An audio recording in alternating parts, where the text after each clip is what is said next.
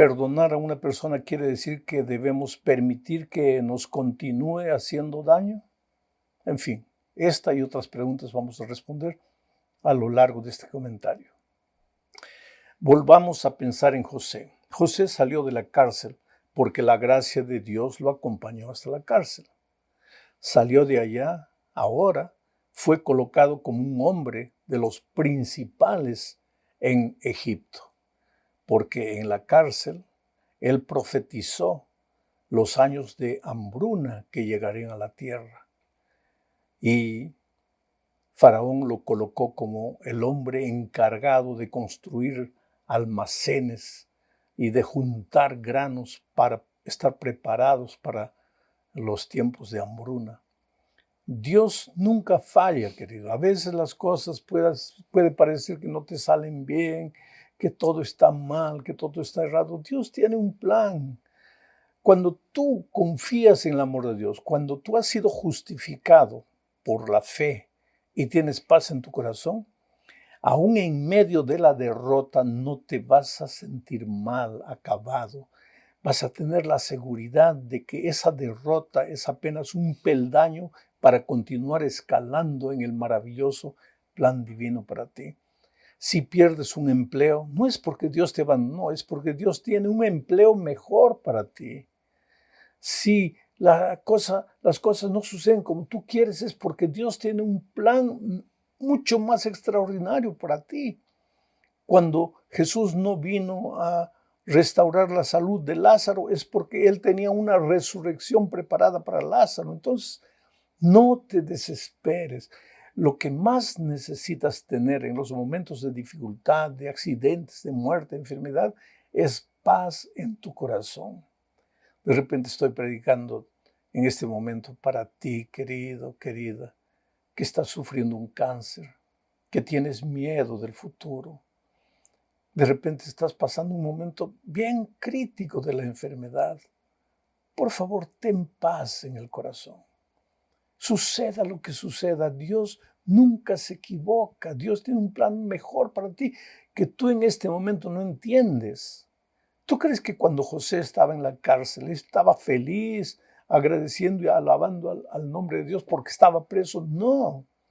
Alababa el nombre de Dios porque sabía que su Dios era su Dios y que su Dios finalmente lo levantaría del polvo. No agradecía porque estaba en la prisión, agradecía porque Dios estaba a su lado y no lo abandonaba. Y finalmente, pues las cosas cambiaron. La noche se fue y el día vino. Y ahora José era uno de los principales hombres de Egipto. Y de repente sucede lo que voy a leer ahora en el capítulo 42 de Génesis, versículos 7 y 8. Y José, cuando vio a sus hermanos, los conoció, mas hizo como que no los conocía, y les habló ásperamente y les dijo: ¿de dónde habéis venido? Ellos respondieron: de la tierra de Canaán, para comprar alimentos. José pues conoció a sus hermanos, pero ellos no le conocieron. Qué cosa interesante. Cuando la hambruna no llegó solo para Egipto, se extendió hasta la tierra de Canaán. Entonces Jacob y sus hijos, los hermanos de José, que lo habían vendido a él y que pensaban que había desaparecido, estaba muerto, ellos vinieron, los hermanos de José vinieron a Egipto a comprar trigo porque estaban muriendo de hambre allá en la tierra de Canaán. Y cuando llegaron a hablar con José, José los reconoció, dice la Biblia, pero ellos no lo reconocieron. Y les habló ásperamente, no porque estaba guardando rencor, sino porque quería probarlos, quería confrontarlos con la realidad. Porque José ya había perdonado a sus hermanos hace mucho tiempo. La Biblia no dice en qué momento los perdonó, pero te digo una cosa. Una persona que guarda rencor en su corazón, una persona que no es capaz de perdonar a sus ofensores por lo que le hicieron, esa persona está imposibilitada de vencer en la vida, de triunfar en la vida. Porque lo primero que tú necesitas tener en el corazón para vencer en la vida es paz. Pero para tener paz tienes que haber probado el perdón divino. Pero para probar el perdón divino tienes que haber perdonado a tus ofensores. Porque cuando tú no perdonas a alguien, tú no crees en el perdón divino, porque tú raciocinas humanamente así. Si yo no puedo perdonar a este que me ofendió, ¿cómo es que Dios me va a perdonar a mí? No, Dios no me va a perdonar. Y si no tienes el perdón de Dios, tu corazón está amargado. Y con ese corazón amargado es imposible vencer en la vida. Por eso el perdón tiene un poder curativo extraordinario.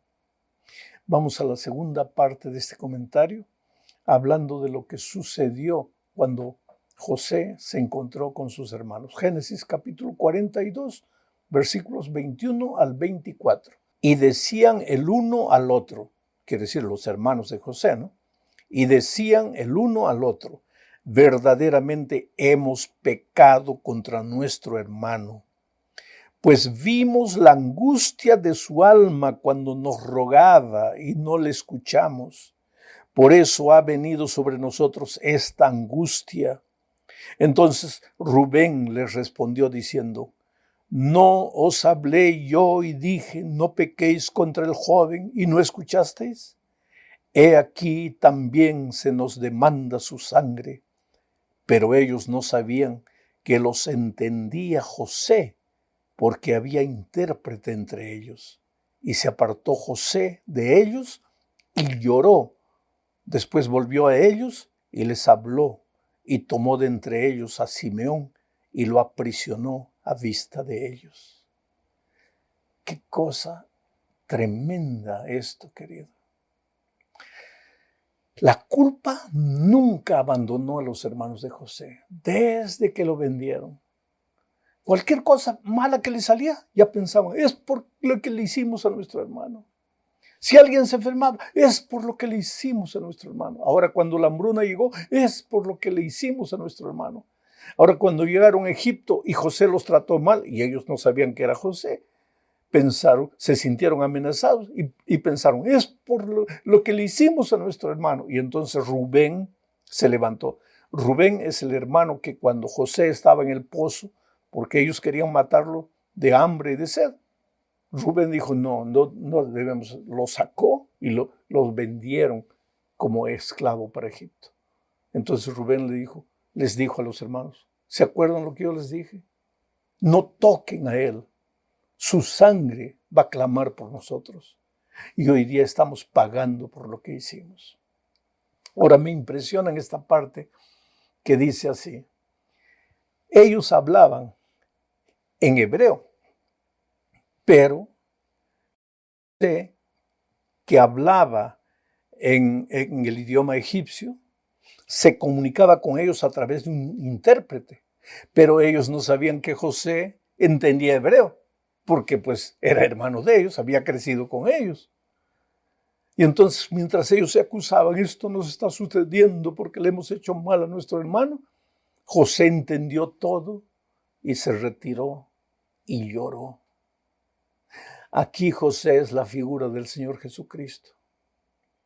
Que cuando a veces nosotros, querido, porque hemos caído, hemos pecado, hemos herido el corazón de Dios, vivimos atormentados en esta vida, todo lo que nos sucede mal, ay, por mi pecado, ay, por mi pasado, ay, porque esto, ay, porque aquello. Jesús, que sabe todo, que entiende todo lo que pensamos, llora, porque Él vino a la cruz del Calvario a morir por ti, para que tú no vivas atormentado. Pero a veces tú no eres capaz de aceptar el perdón divino porque no eres capaz de perdonar a tu hermano. Y porque si tú crees que no puedes perdonar a tu hermano, ¿cómo vas a creer que Cristo te perdona a ti? Pero en este momento yo te digo, no importa lo que hayas hecho en la vida, no importa que tus manos estén manchadas de sangre, no importa que hayas sido un traficante de drogas, no importa cuán malo hayas sido, arrepiéntete. ¿Qué quiere decir arrepentirte? Arrepentirse, dar media vuelta, Reconoce tu pecado, porque mientras no reconozcas tu pecado, no hay solución para tu problema. Arrepiéntete. Arrepentimiento es reconocer el pecado y abandonar el pecado, corregir el rumbo de las cosas. Los hermanos de José reconocían su pecado, pero no podían hacer nada para resolver el problema porque ellos pensaban que José estaba muerto, pero José estaba vivo. Y los trató con rudeza para confrontarlos con su realidad. Y quedó triste José al comprobar que ellos realmente no habían tenido paz durante todos aquellos años. Ahora te digo una cosa, querido. Una persona que no es capaz de perdonar no puede tener paz. Yo prediqué una vez en Río de Janeiro, llegué a mi hotel y entonces recibí una llamada telefónica de una mujer brava que me dijo, claro, para ti es fácil predicar del perdón porque a ti nadie te ha ofendido, nadie te ha herido, pero yo no puedo perdonar, yo no debo perdonar. Y me contó su historia. Su mejor amiga, a quien ella había recibido en la casa para hospedarla, huyó con su esposo, con el esposo de ella, su mejor amiga. Y ahora vivían ahí, la dejaron sola a ella, abandonada, y ellos vivían felices por ahí. Y ella decía, yo quiero que esos dos se mueran, yo no los voy a perdonar, ni que vengan arrodillados a pedirme perdón, no los voy a perdonar. Y yo le dije, mira, vamos a raciocinar un poco, olvídate de la religión, apliquemos la lógica, vamos a raciocinar un poco.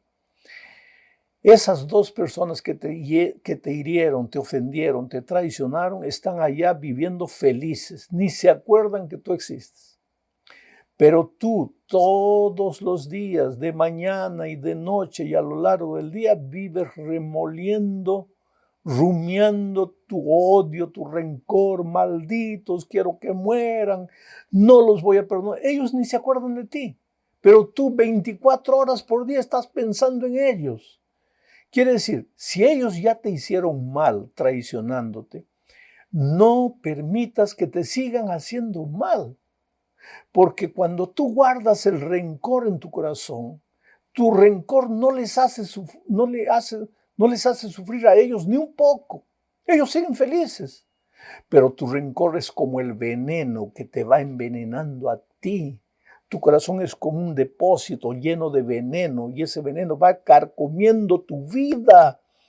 Entonces, aunque sea por amor a ti mismo, perdónales. Y ella quedó brava, ¿sabes? Brava. Me colgó el teléfono.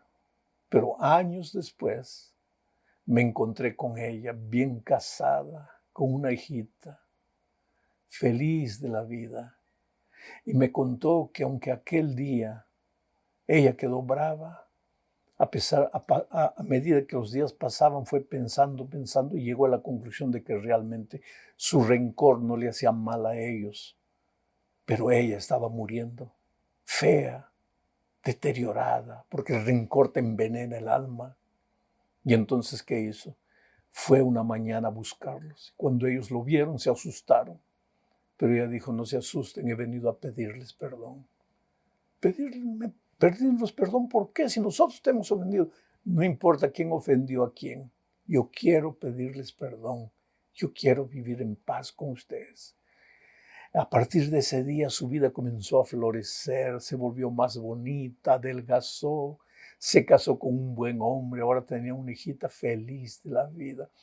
Por eso digo, el perdón tiene un poder curativo que tú no tienes idea. Hay mucha gente enferma del alma, deprimida, prisionera de sus emociones negativas, porque no es capaz de perdonar.